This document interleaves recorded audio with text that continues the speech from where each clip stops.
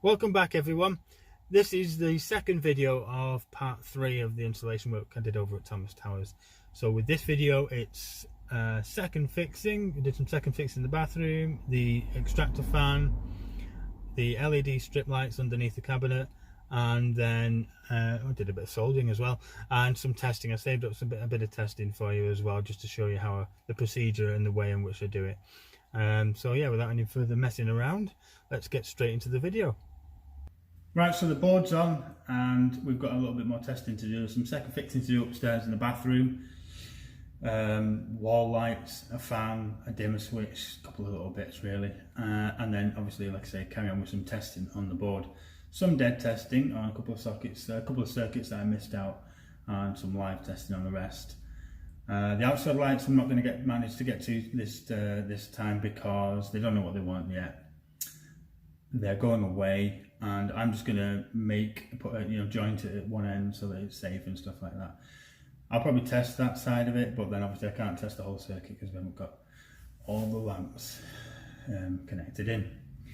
So these came today. Well, they came the other day actually, but finally the new crop clips that I've been after. It took about 3 weeks to come. I don't know what was going on there. I ordered these a while ago, so these came, which is good. So I'll carry on using them. These old ones that I had, these, remember these were just flapping about pieces of crap. I'll go straight in the bin, straight in the trash. Now these, the brown version for these, I'm going to put in spares because I don't want to start using it with this because it's about 4 or 5 years old. So again, that I'll just put in the spares along with this blue one, and I'll just start afresh with these and see how they go on. I suppose I'll be doing a kind of ongoing review of them as well, really, see how they match up. I can already see there's a different spring setup in them. I don't know if you can tell. At this stage I can't see which is the higher quality. But yeah, so we'll get them in there and go and carry on with some more tests. Okay, we've got some Burlington wall lights to go on now, these ones here. To damage them at all, and they're just going right here and over here next to that, and they're just going to be on a pull cord and an extractor fan above the shower. Little Allen key things. Tighten it all up now. Yeah, that's it. Wonderful. Well, needs its shade, wherever that's gone. And here's the lamp that to go inside, the little G9 thing. Remember when do you remember the halogen version of these? It was, you could never touch them with your hands, especially not my hands. And oh look, they'd pop and blow for fun and stuff and get insanely hot. And these little LEDs, these look, I mean, when I first picked this up I thought I had to open it, from the top there. I almost crammed a screwdriver in there to open it. But this is the actual lamp, this is the whole thing. It just goes in there. I now crown you bathroom wall light. Screw on and don't break. Right, another light fitting done, another lamp going in. Nice and tight. And another ball getting screwed back on. I'll just cut this next bit out because it takes 10 hours. There we go, nice and sweet. Okay.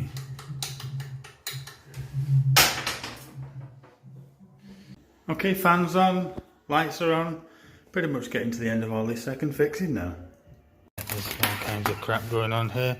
Freddie Flintoff's been involved in a car crash, but more importantly, got these LED lights going in now. These strips, got a driver, a driver, some profiling, and they're going over there where I've got the laser set up. So the switch here, that's where that's getting turned on and off from. We want to have a look there now. We're not finished, but we're almost done. So it's just a strip all the way down this way. Left it further back because of the tiling and stuff. I didn't want to make too much of a kind of shadow on the tiles or anything like that. You can see up here in the corner where I've done a bit of a soldered joint because it was obviously you've got to split it when it goes around the corner. Yeah, that's a bit of a better view. Yeah, where you can see it comes through there. Bit of cable tied. Comes through there, and then in the corner. Rather than bend the actual LED strip, I just chopped it there, soldered it onto another length with a short piece, and ran it along here. The next job is put this one in, but unfortunately at the moment I don't have enough, so I'll have to nip out and pick some more up. And up here you can see the box, the termination box inside there, so that's where all the cables come in and terminate and link into the Aurora driver over there, and that links over to the other cupboard, which I haven't complete yet, but as you can see the cables over there, and then there's one more light but underneath. I've got the trim in there now, and all I'm doing now is just piecing this length up because basically I don't want to go out and buy another full length of it, so I'm just piecing this one up with a bit of soldering. You see my amazing technical bench here we've got going on, and that's just so we can kind of hands-free solder all this nonsense. So that's that one soldered now. I'm going to get some tape round it, get a bit of heat shrink, and then get it stuck inside its aluminium track. Alright guys, so we're going to disconnect these Wagos from the downstairs sockets, and we're going to test ring continuity on little R1, Rn and R2. So with the new crock clips, they're actually doing okay. Yeah, we're going to know the leads. So across the connecting like that. It's nice and straight. And you can see getting 0.79, that's the resistance in these leads. Know that to cancel out the resistance. So obviously any additional resistance now is just going to be whatever's in the circuit. So if we proceed with Rn, make sure they're securely on there, and we're getting 0.46. See that there? Okay, and then if we do Rn, again, make sure you've got a good connection. You can see we're getting 0.46 again, and that's those two. Now, with those two being the same cross-sectional area and the same length of cable, you would expect a similar reading. However, the CPC is going to be slightly different because it's a smaller cross-sectional area, 1.5 rather than the 2.5 that these are. So the reading we're going to be expecting is going to be slightly higher, because obviously the smaller the CSA, the higher the resistance. So what we can do here, the calculator out, and again it's, you do the 0.46 times 1.67, and that should bring you equals roughly the reading, the resistance reading for the ring on R2 there. I mean, it's been quite precise, to be honest. I've been rounding that off at something like 0.67 or something like that. Cancel that. I just bring the meter up. That's the reading we're getting now. It's floating around 0.80, 0.79.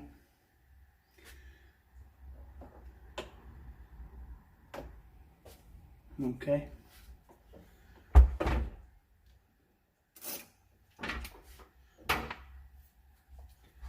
That's the ring continuity done. Next up we will do the R1 add Rn.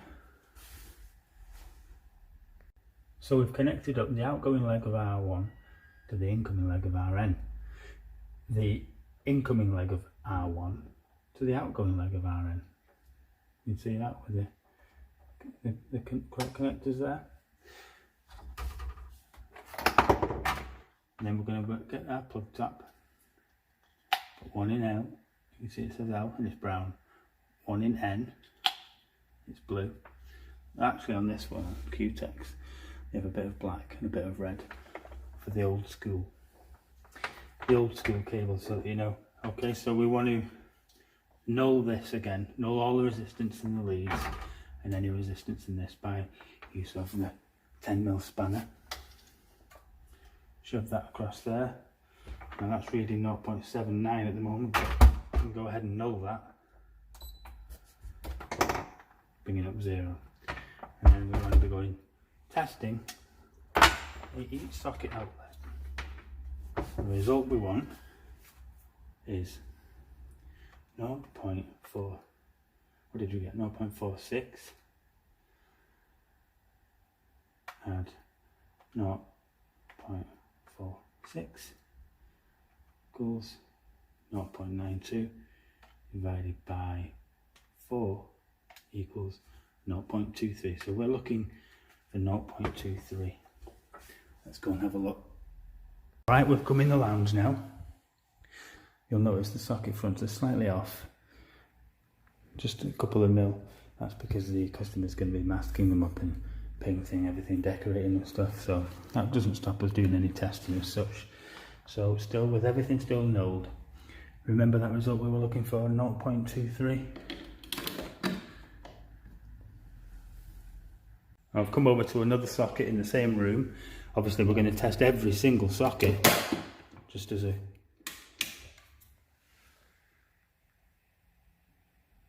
that's good. Here in the dining room, this socket's been screwed back because the decorating's been finished, and again everything's still nulled. We're looking for the same result, 0.23. There we go. That's the result you're going to be wanting in every single socket outlet on that circuit.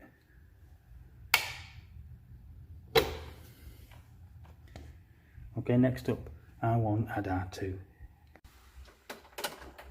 So we will cross connect again, outgoing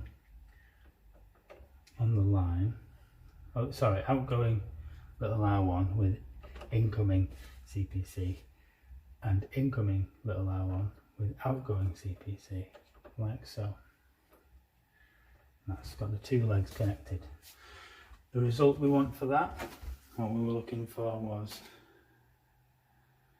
0.46 add 0.79 equals, divided by 4 equals 0.3125, so 0.31, 0.32, something like that. We're going to have a look now. I need a new calculator. Another thing to remember is to change the leads over at the plug top. So keep your brown where it was, pull the green out, put it in E or green or R2, which is at the top. And again, we'll cancel that null and re-null it. That just helps reset the meter, and if there's any resistance built up or anything like that, we can, again using the trusty spanner, we can see that it's 0.79. We'll go ahead and null that again. Go and check for that reading. So plugged into the same sockets we used last time, you can see there's the reading that we want, 0.30. The reading we had was 0.31, I think. So yeah, let's go and check the other ones. Now obviously we were going to check every single socket like I said, But for purposes of this demonstration, I'm just going to check and test the sockets that we checked and tested with the line 2, well, little R1 to little RN. Okay, so back at the wallpapered socket, plug that in. Again, 0.30. Right, so insulation resistance test. We want to be on the insulation, select insulation on the 500 volt scale. We want to reconnect the CPC to the earth terminal. I'm going to test first of all between line and neutral. It's basically just putting the crop clip on both ends this way, both ends that way, and pressing the test button. You see it shooting up there. There we go. Off scale, higher than 999 megohms.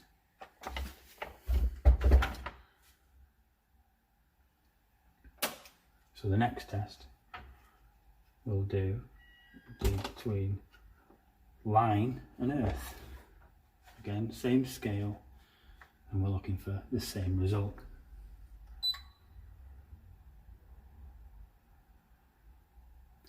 Okay, that's great. Greater than 999 megohms again. What I'll do now, just bounce this one over here. And this is the last one. And we're just checking between neutral and earth.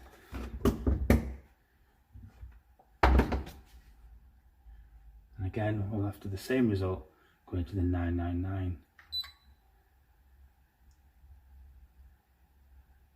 Okay, that's great. So we'll build the circuit back up together, and we'll get some live testing carried out. Okay. Okay, now we're going to do a ZS test on the upstairs sockets. Select it to loop, ATT on because there's an RCD in place downstairs, and we'll plug it into the TV socket, which is a spur going down, coming off that socket there. See the dots have made us power there. We got 247 volts at 50 hertz, 50.2 hertz, and yeah, press.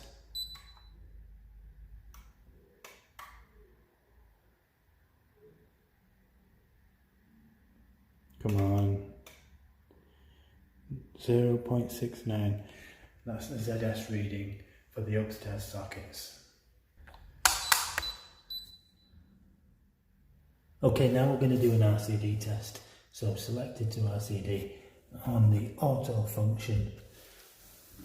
Plug that in. And you'll see at the top there, that's indicating that there's power. And the power's on. So I'm going to press the button and it'll start automatically testing it. And obviously that means I'm going to have to run downstairs, stay by the consumer unit and flip up the RCD. I'll leave the camera here so you can see the functions of the meter.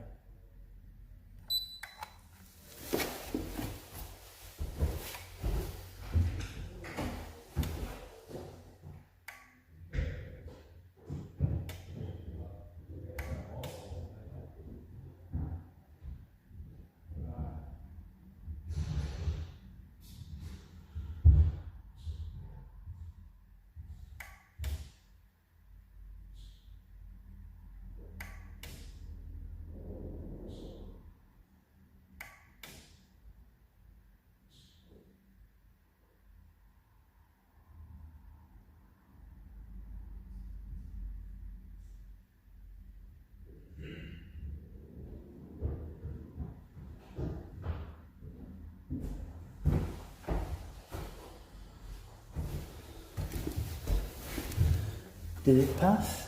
Yes, it did. Of course it did. Okay, so you can see there that 1 times it's 19 milliseconds, 5 times is 8 milliseconds. Okay, and it didn't trip at half the rated current. Okay, that's it for this week. that's the video over. Board change, few issues with that. You saw how I dealt with it and what I did. And there's also a bit of second fixing and some testing to do in there as well. Although I'm not quite finished there, that's the no more videoing from there. I'm sure you're sick to death of seeing that place. I've got the outside soffit lights to do, but I won't be doing any filming or any kind of footage or anything like that. I may do a few pictures and put them on Instagram or something like that. But yeah, any comments, guys, leave them down below as usual, and I'll try and get back to you, reply as much as I can. Also, I'll put a few links in the description to a few bits and pieces and tools and stuff that I've used. Don't forget to like, and the all important, wherever it is, right or left, subscribe. Thank you, guys. I might just cover my bulkhead in these.